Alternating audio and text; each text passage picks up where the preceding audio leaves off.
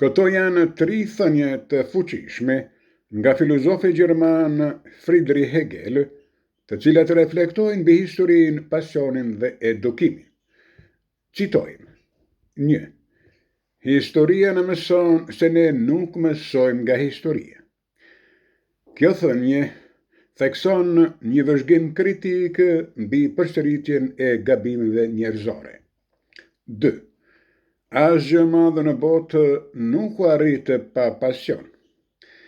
Kjo thënie thekson rëndësinë e pasionit dhe angazhimit emocional në rritjet njerëzore. 3. Edukimi është arti për të bërë njeriun etik. Thënia përkufizon qëllimin e lartë të edukimit si formësim të moralit apo etikës.